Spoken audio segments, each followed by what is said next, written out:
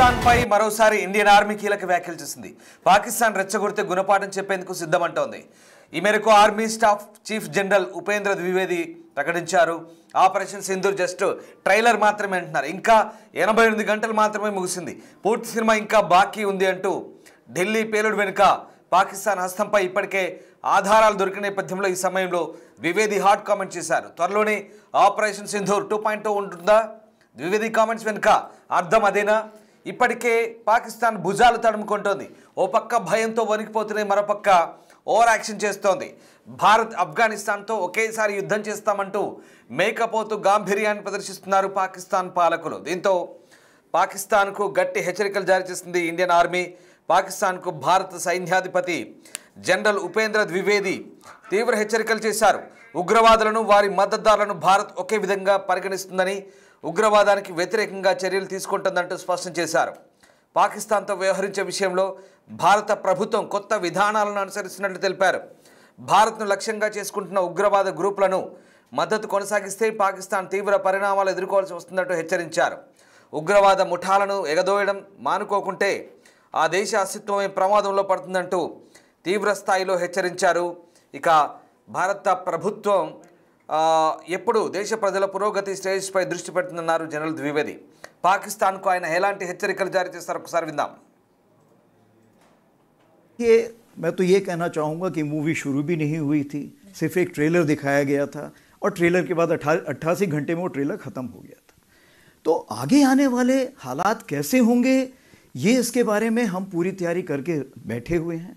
और अगर कोई ऐसा हमें मौका देता है पाकिस्तान तो हम उसको भरपूर एक शिक्षा प्रदान करना चाहेंगे उसको कि कैसे एक जिम्मेवार नेशन को अपने पड़ोसियों से बिहेव करना चाहिए. देखिए, हर जब कोई भी ऑपरेशन होता है उससे कुछ ना कुछ हम शिक्षा ग्रहण कर सकते हैं. तो इस ऑपरेशन में भी हमने कुछ शिक्षा ग्रहण की. जैसे सबसे पहले तो हमने ये लेसन प्राप्त किया कि इसमें सबसे पहले चीज़ ये है कि जो डिसीजन मेकिंग है या जो आपने निर्णय लेना है उसके लिए समय बहुत कम है और निर्णय आपको हर लेवल पे लेना पड़ेगा. क्या आप यहाँ पे निर्णय लें और फिर नीचे पास करें? नहीं हो सकता. तो हर लेवल पे, हर स्तर पे लोगों को समय के हिसाब से तैयारी करनी पड़ेगी और एक्शन लेने पड़ेंगे, कार्रवाई करनी पड़ेगी. दूसरी चीज़ जो इंटीग्रेशन बोलते हैं, इंटीग्रेशन का ये मतलब है कि चाहे army, navy, air force, CAPF, cyber, space कोई भी हो, उसका इंटीग्रेशन हम जितना जल्दी करेंगे उतना हम इस लड़ाई को बड़े साझे ढंग से लड़ सकेंगे. क्योंकि आज की लड़ाई जो है वो मल्टी डोमेन है. अगर मैं बोलूँ सिर्फ आर्मी अकेले लड़ सकती, नहीं लड़ सकती, हम सबको मिलकर लड़ना पड़ेगा. जो सैटेलाइट है वो बताएगी कि कौन कहाँ पर बैठा हुआ है, और जो उसी प्रकार से जो हमारे साइबर हैं उसका ये है कि क्या मुझे एक मान लीजिए एक ड्रोन आ रहा है, तो ड्रोन के लिए क्या मुझे फायर करने की ज़रूरत है या मैं उसको इलेक्ट्रोमैग्नेटिक स्पेक्ट्रम या कहीं लेज़र से किल कर सकता हूँ. तो बहुत सारी चीज़ें हैं जो इतनी आपस में घुल मिल गई हैं कि हमें उसमें साथ में बैठ के सोच विचार करना पड़ेगा. तीसरी चीज़ ये है कि लड़ाई कितने दिन चलेगी ये आज हम नहीं बता सकते हैं. हमने तो लड़ाई तकरीबन मान लीजिए 88 घंटे में की, कल कोई 4 महीने भी चल सकती, 4 साल चल सकती है. इस चीज़ को मद्देनजर रखते हुए क्या हमारे पास साजो सामान है उस लड़ाई को लड़ने के लिए? क्या उसके लिए शस्त्र हैं? अगर नहीं है तो उसकी हमें तैयारी करनी पड़ेगी. हमें ये देखना पड़ेगा कि हमें 4 साल की लड़ाई तक के लिए भी तैयारी करके रख. భారత ప్రభుత్వం దేశ ప్రజల పురోగతిపై దృష్టి పెడుతుందన్నారు జనరల్ ద్వివేది. అయితే ఈ మార్గంలో ఎవరైనా ఆటంకాలు అడ్డంకాలు సృష్టిస్తే ఖచ్చితంగా వారికి తగిన బుద్ధి చెప్తామన్నారు. ఇప్పటికే పాకిస్తాన్ ఉగ్ర స్థావరాలను ఏ విధంగా పెంచి పోషిస్తుందో దానికి సంబంధించిన ఆధారాలను ప్రపంచం ముందు ఉంచామని, ఆపరేషన్ సింధూర్ సమయంలో మొత్తం ఆధారాలను కూడా విధ్వంసం చేయడంతో పాటు వాటిని ప్రపంచానికి తెలియజెప్పామన్నారు.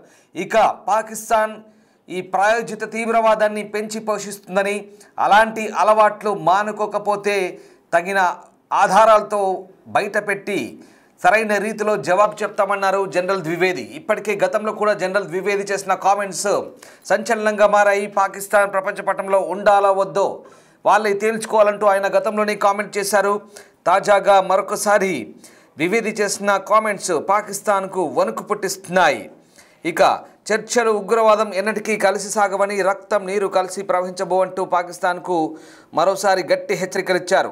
ప్రస్తుతం బ్లాక్ మెయిల్లకు భయపడే స్థితిలో భారత్ లేదని, శత్రువులను ఎదుర్కోవడానికి దేశంలోని నేతలంతా ఒక్కతాటిపై పనిచేస్తున్నారన్నారు. ఆర్టికల్ 370 రద్దు తర్వాత జమ్మూ కాశ్మీర్లో పరిస్థితి మెరుగుపడిందన్నారు.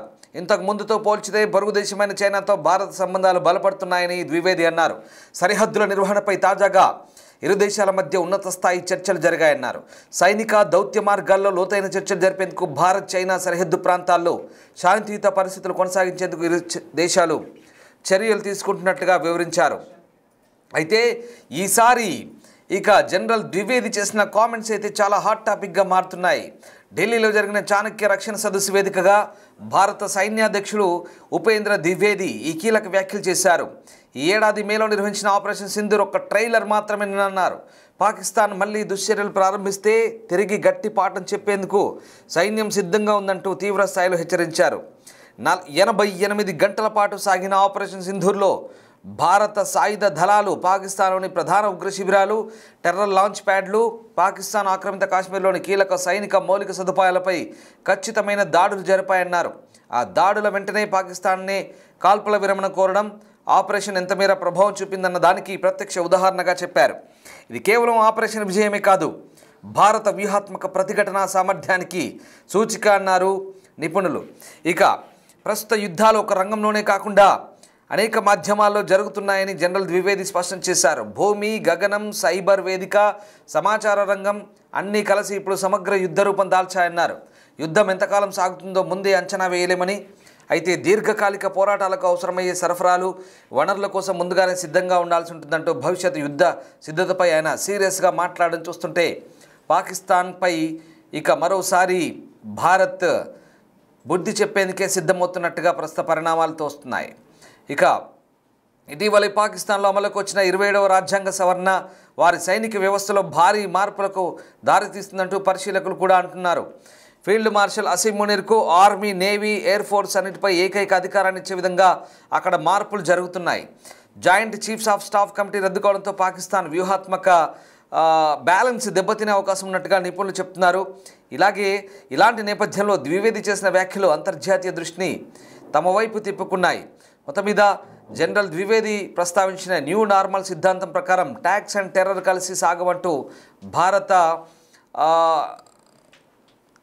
ఏదైతే నమ్మకం ఉందో ఆ దృఢ నమ్మకాన్ని ఆయన మరొకసారి వ్యక్తపరిచారు. ఉగ్రవాదానికి ఆశ్రయం ఇచ్చే దేశాలతో శాంతి చర్చలు జరగవని, ఇండియా ఇక ఒత్తిడికి లోను కాకుండా స్పష్టమైన ధోరణితో ఉంటుందంటూ ఆయన సందేశం ఇచ్చే ప్రయత్నం చేశారు. మొత్తం మీద జనరల్ ద్వివేది చేసిన కామెంట్స్ ఇప్పుడు హాట్ టాపిక్గా మారుతున్నాయి. ఇక భారత ఏవైతే రక్షణ సంస్థలపై కూడా సిడిఎస్ కొన్ని సంచలన వ్యాఖ్యలు చేశారు. ఎందుకంటే దేశీయ ఆయుధ తయారీ సంస్థలపై ఆయన కొంత అసహనం వ్యక్తం చేశారు. అత్యవసర ఇది chief defence of staff general Anil Chauhan చేసిన వ్యాఖ్యలు ఇవి. ఇక కొన్ని ఉత్పత్తుల్లో స్వదేశీ భాగస్వామ్య స్థాయిని ఎక్కువ చేసి చూపుతున్నాయంటూ వ్యాఖ్యానించారు. ఆయుధ ఉత్పత్తి కంపెనీలు లాభాలే కాదు కొంచెమైన దేశభక్తి కూడా చూపాలంటూ మరోవైపు అనిల్ చౌహాన్ కొంత అసహనం వ్యక్తం చేశారు. ఇది జనరల్ ద్వివేది వ్యాఖ్యలకు పొంతన లేనప్పటికీ కూడా అనిల్ చౌహాన్ ఓవైపు దేశీయ సంస్థలకు కాస్త ఒక రకంగా విజ్ఞప్తి చేసినట్టుగానే మనకు అనుకోవాలి. ఎందుకంటే సైన్యానికి ఆయుధాలు అందించడంలో జాప్యం చేయొద్దంటూ సిడిఎస్ అనిల్ చౌహాన్ అధిక ధరలకు సంబంధించి కూడా ఆయా ఉత్పత్తి సంస్థలకు కొంత చురకలు అందించిన పరిస్థితి. సో మొత్తం మీద జనరల్ ద్వివేది చేసిన వ్యాఖ్యలు ఇప్పుడు ఏవైతే ఉన్నాయో అవి ప్రస్తుతం సంచలనం రేపుతున్నాయి. పాకిస్తాన్కి అయితే మరోసారి గట్టి హెచ్చరికలు పంపించారు. పాకిస్తాన్ చొరబాట్లకు ప్రోత్సహిస్తూ భారతదేశంలో హింసకు పాల్పడే విధంగా టెర్రరిస్టులను ఎగదోస్తే కనుక ఖచ్చితంగా ఈసారి పాకిస్తాన్ రెక్కలు విరిచి పూర్తిగా నేలకేసి కొట్టడం ఖాయమన్నారు जनरल द्विवेदी। మరొకసారి ఆయన మాట్లాడింది విందాం। तो देखिए, मैं तो ये कहना चाहूँगा कि मूवी शुरू भी नहीं हुई थी, सिर्फ एक ट्रेलर दिखाया गया था और ट्रेलर के बाद 88 घंटे में वो ट्रेलर ख़त्म हो गया था। तो आगे आने वाले हालात कैसे होंगे ये इसके बारे में हम पूरी तैयारी करके बैठे हुए हैं और अगर कोई ऐसा हमें मौका देता है पाकिस्तान तो हम उसका भरपूर एक शिक्षा प्रदान करना चाहेंगे उसको कि कैसे एक जिम्मेवार नेशन को अपने पड़ोसियों से बिहेव करना चाहिए। देखिए, जब कोई भी ऑपरेशन होता है उससे कुछ ना कुछ हम शिक्षा ग्रहण कर सकते हैं। तो इस ऑपरेशन में भी हमने कुछ शिक्षा ग्रहण की। जैसे सबसे पहले तो हमने ये लेसन प्राप्त किया कि इसमें सबसे पहले चीज़ ये है कि जो डिसीजन मेकिंग है या जो आपने निर्णय लेना है उसके लिए समय बहुत कम है, और निर्णय आपको हर लेवल पे लेना पड़ेगा। क्या आप यहाँ पे निर्णय लें और फिर नीचे पास करें? नहीं हो सकता। तो हर लेवल पे, हर स्तर पे लोगों को समय के हिसाब से तैयारी करनी पड़ेगी और एक्शन लेने पड़ेंगे, कार्रवाई करनी पड़ेगी। दूसरी चीज़ जो इंटीग्रेशन बोलते हैं, इंटीग्रेशन का ये मतलब है कि चाहे army, navy, air force, CAPF, cyber, space, कोई भी हो, उसका इंटीग्रेशन हम जितना जल्दी करेंगे उतना हम इस लड़ाई को बड़े साझे ढंग से लड़ सकेंगे, क्योंकि आज की लड़ाई जो है वो मल्टी डोमेन है। अगर मैं बोलूं सिर्फ आर्मी अकेले लड़ सकती, नहीं लड़ सकती, हम सबको मिलकर लड़ना पड़ेगा। जो सैटेलाइट है वो बताएगी कि कौन कहाँ पर बैठा हुआ है, और जो उसी प्रकार से जो हमारे साइबर हैं उसका ये है कि क्या मुझे एक, मान लीजिए एक ड्रोन आ रहा है, तो ड्रोन के लिए क्या मुझे फायर करने की ज़रूरत है या मैं उसको इलेक्ट्रोमैग्नेटिक स्पेक्ट्रम या कहीं लेज़र से किल कर सकता हूँ? तो बहुत सारी चीज़ें हैं जो इतनी आपस में घुल मिल गई हैं कि हमें उसमें साथ में बैठ के सोच विचार करना पड़ेगा। तीसरी चीज़ ये है कि लड़ाई कितने दिन चलेगी ये आज हम नहीं बता सकते हैं। हमने तो लड़ाई तकरीबन मान लीजिए 88 घंटे में की, कल कोई 4 महीने भी चल सकती है, 4 साल चल सकती है। इस चीज़ को मद्देनजर रखते हुए क्या हमारे पास साजो सामान है उस लड़ाई को लड़ने के लिए? क्या उसके लिए शस्त्र हैं? अगर नहीं है तो उसकी हमें तैयारी करनी पड़ेगी। हमें यह देखना पड़ेगा कि हमें 4 साल की लड़ाई तक के लिए भी तैयारी करके रखनी पड़ेगी। 1.0 तो देखिए, मैं तो ये कहना चाहूँगा कि मूवी